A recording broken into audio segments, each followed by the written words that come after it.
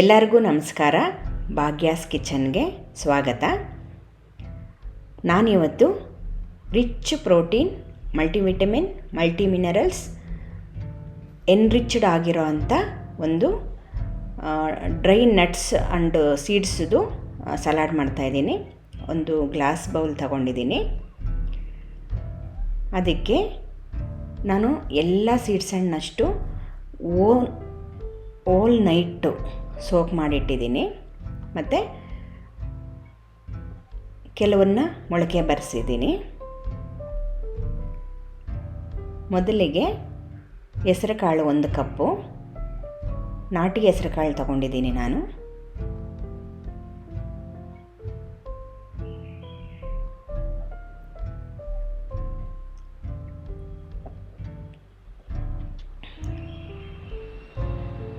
ಹುರುಳಿಕಾಳು 1 ಅರ್ಧ ಕಪ್ಪು,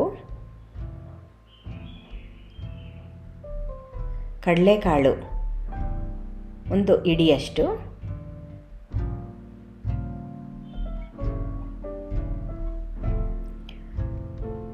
ನೆನೆಸಿಟ್ಟಿರೋ ಕಡಲೆ ಬೀಜ,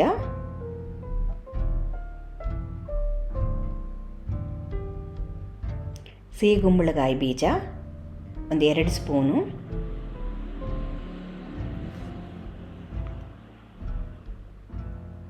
ಕ್ವಾಂಟಿಟಿನ ಹೆಚ್ಚು ಕಮ್ಮಿ ಮಾಡ್ಕೋಬೋದು. ನಾನಿಲ್ಲಿ ನಮ್ಮನೇಲಿ 3 ಜನ ಇದ್ದೀವಿ. ಕರ್ಬೂಜದ ಬೀಜ 1.5 ಸ್ಪೂನಷ್ಟು ತಗೊಂಡಿದ್ದೀನಿ.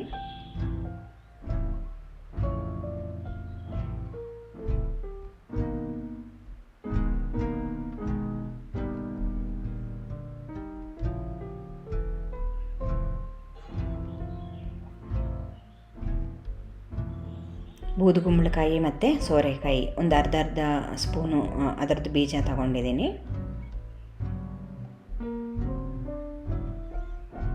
ವಾಲ್ನಟ್ಟು 2, ನಾನು ಅದನ್ನೇನು ಚಾಪ್ ಮಾಡಿಲ್ಲ, ಹಂಗೆ ಜಗತ್ತು ತಿನ್ನೋಕ್ಕೆ ಚೆನ್ನಾಗಿರುತ್ತೆ ಅಂತ ಕೈಯಲ್ಲೇ ಪೀಸ್ ಮಾಡಿ ಹಾಕ್ತಾಯಿದ್ದೀನಿ.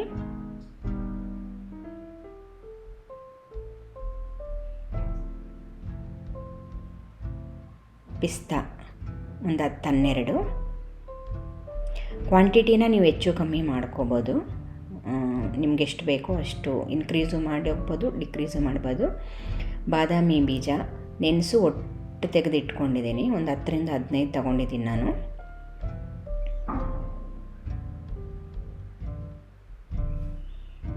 ಒಣ ಅಂಜೂರ 2, ಫಿಗ್ ಅಂತಾರಲ್ಲ ಅದು, ನೆನೆಸಿ ಕಟ್ ಮಾಡಿಟ್ಟಿದ್ದೀನಿ.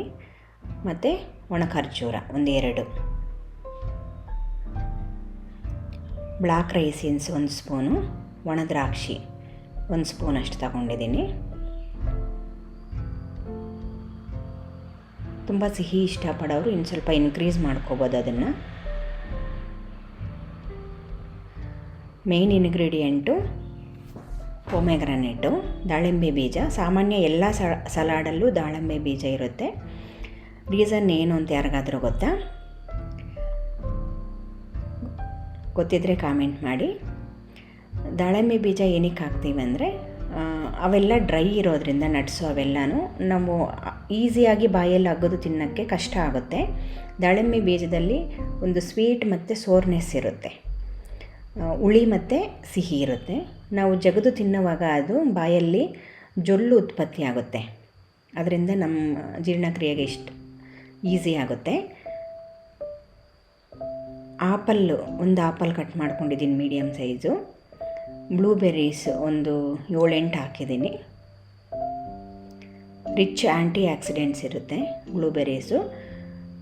ಮತ್ತು ನಿಮ್ಮ ಫ್ರೂಟ್ಸ್ನ ಪರ್ಟಿಕ್ಯುಲರಾಗಿ ಇದೆ ಅಂತೇನಿಲ್ಲ, ನಿಮ್ಗೆ ಯಾವ ಫ್ರೂಟ್ಸ್ ಇಷ್ಟನೋ ಅದನ್ನು ಆ್ಯಡ್ ಮಾಡ್ಕೋಬೋದು.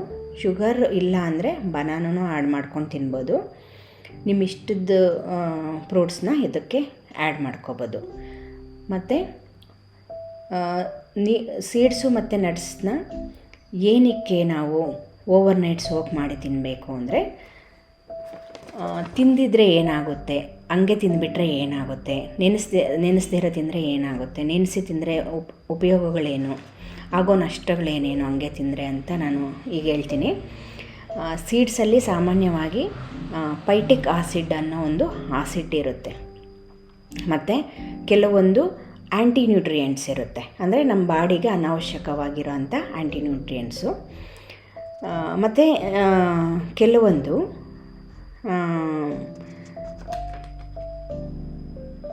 ಒಂದು ಮೆಮ್ರೈನ್ ಎಂಜೈಮ್ಸ್ನ ಕೋಟಿಂಗ್ ಆಗಿ ಮಾಡ್ಕೊಂಡಿರುತ್ತೆ ಬೀಜಗಳು, ಯಾಕಂದರೆ ಪರಿಸರದಿಂದ ತನ್ನನ್ನು ತಾನು ರಕ್ಷಿಸ್ಕೊಳೋದಕ್ಕೆ.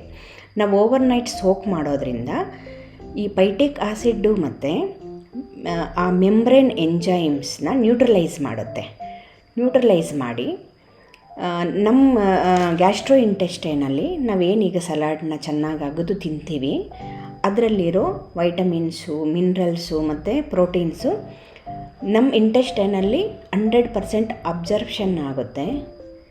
ಅದು ನಮ್ಮ ಶರೀರಕ್ಕೆ ಹಿಡಿಯೋ ಥರ ಹೆಲ್ಪ್ ಮಾಡುತ್ತೆ. ನಾವು ಸೋಕ್ ಮಾಡ್ದಿರ ತಿಂದರೆ ಅದೇನು ಮಾಡುತ್ತೆ, ಕೆಲವು ಮಿನರಲ್ಸ್ನ ಅಬ್ಸರ್ವ್ ಮಾಡ್ದಿರ ಲಾಕ್ ಮಾಡ್ಕೊಳುತ್ತೆ. ಆವಾಗ ಏನು ಮಾಡುತ್ತೆ, ನಮ್ಮ ಬಾಡಿ ಆ ಮಿನರಲ್ಸ್ನ ಅಬ್ಸರ್ವ್ ಮಾಡ್ಕೊಳೋ ಕೆಪಾಸಿಟಿ ಕಮ್ಮಿ ಆಗುತ್ತೆ. ಸೊ ನಾವು ಓವರ್ನೈಟ್ ಯಾವಾಗ ಸೋಕ್ ಮಾಡ್ತೀವಿ ಅವೆಲ್ಲ ನ್ಯೂಟ್ರಲೈಸ್ ಆಗಿ ಅದರಲ್ಲಿರೋ ವೈಟಮಿನ್ಸು ಮಿನರಲ್ಸ್ನ ಚೆನ್ನಾಗಿ ನಮ್ಮ ಇಂಟೆಸ್ಟೈನಲ್ಲಿ ಅಬ್ಸರ್ವ್ ಆಗಿ ಅದ್ರ ಜೊತೆಗೆ ನಮ್ಮ ಸ್ಟಮಕ್ಕಲ್ಲಿರೋ ಅಂಥ ಗುಡ್ ಎಂಜೈಮ್ ಬ್ಯಾಕ್ಟೀರಿಯಾನ ಪ್ರೊಡಕ್ಷನ್ಗೆ ಹೆಲ್ಪ್ ಮಾಡುತ್ತೆ, ಇಂಪ್ರೂವ್ ಆಗುತ್ತೆ, ಪ್ರೊಡಕ್ಷನ್ ಜಾಸ್ತಿ ಆಗೋದಕ್ಕೆ ಹೆಲ್ಪ್ ಮಾಡುತ್ತೆ. ಅದ್ರ ಜೊತೆಗೆ ನಾವು ಒಣ ನಟ್ಸ್ನ, ಅಂದರೆ ಸೋಕ್ ಮಾಡದಿರೋ ನಟ್ಸ್ನ ಜಗತ್ತು ತಿನ್ನೋದಕ್ಕೂ ಸ್ವಲ್ಪ ಕಷ್ಟ ಆಗುತ್ತೆ. ಯಾಕಂದರೆ ಮೆಮ್ಬ್ರೇನ್ ಎಂಜೈಮ್ಸ್ ಕೋಟಿಂಗ್ ಇರುತ್ತಲ್ಲ, ಅದು ಚ್ಯೂ ಮಾಡೋದಕ್ಕೆ ಮತ್ತು ಡೈಜೆಸ್ಟ್ ಆಗೋದಕ್ಕೆ ನಮಗೆ ಸ್ವಲ್ಪ ಡಿಫಿಕಲ್ಟ್ ಆಗುತ್ತೆ. ಆದ್ದರಿಂದ ನಾವು ಅದನ್ನು 6 ಅವರ್ಸು ಇಲ್ಲಾಂದರೆ 12 ಅವರ್ಸ್ ಓವರ್ನೈಟ್ ಸೋಕ್ ಮಾಡಿ ನಾವು ಅದನ್ನು ತಿನ್ನಬೇಕು. ಮತ್ತು ಚೆನ್ನಾಗಿ ಚ್ಯೂ ಮಾಡಿ ತಿನ್ನಬೇಕು. ನಮ್ಮ ಬಾಯಿ ಫಸ್ಟು ಬಾಯಲ್ಲೇ ಚೆನ್ನಾಗಿ ಜೀರ್ಣ ಆಗುತ್ತೆ.